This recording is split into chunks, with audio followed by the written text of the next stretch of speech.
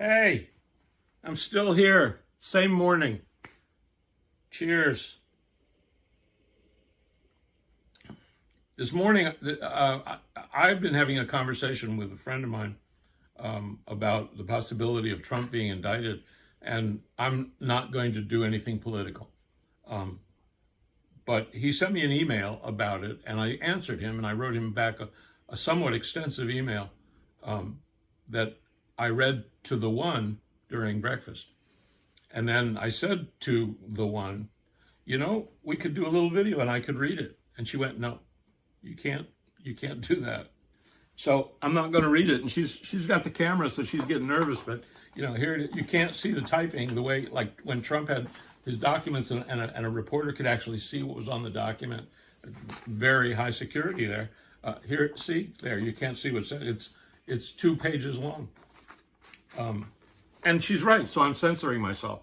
I don't think that's really censoring. I think it's just called, reasonable discretion, which I personally lack, and she is very good at, and we compensate well for each other, which is part of the magic of a good relationship.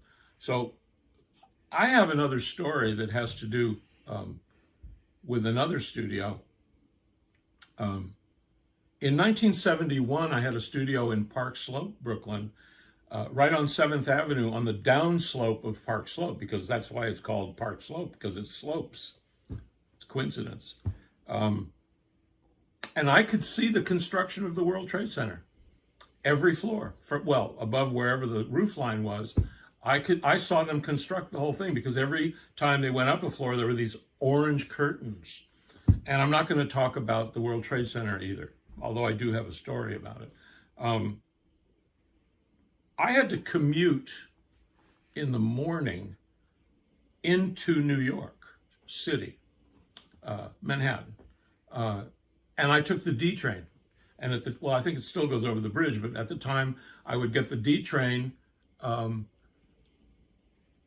7th Avenue, and it would go over the Manhattan Bridge. And the thing about commuting is that most people commute at the same time every day. And I commuted early in the morning.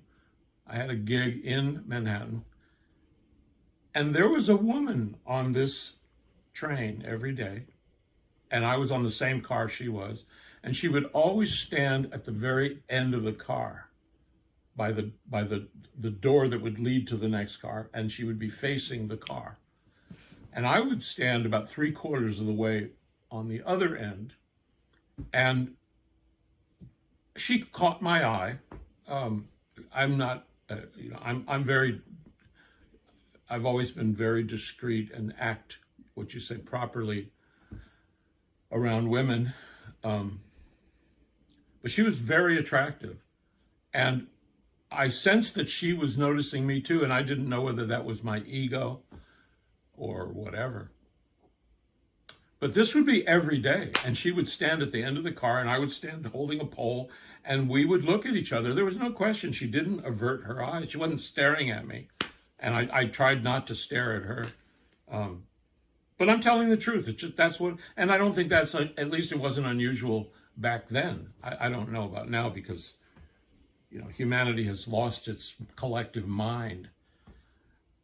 Anyway, that went on for a couple of years. Seriously.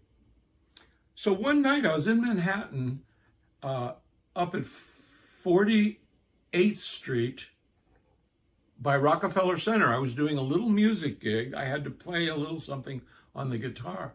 And we didn't break until about 1 a.m. So it was very unusual for me to be on the train at 1 a.m. going back to Brooklyn. And I got on the D train right there at Rockefeller Center.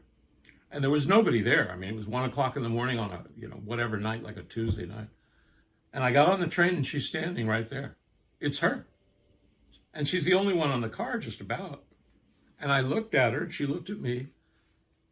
And she said, I'm in a committed relationship, but if it ever breaks up, give me your phone number and I will call you.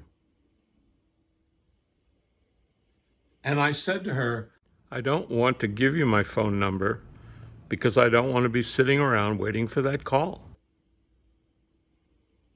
And then we talked on the trip from Rockefeller Center to Brooklyn, and I got off at 7th Avenue and she went deeper into Brooklyn. That's it.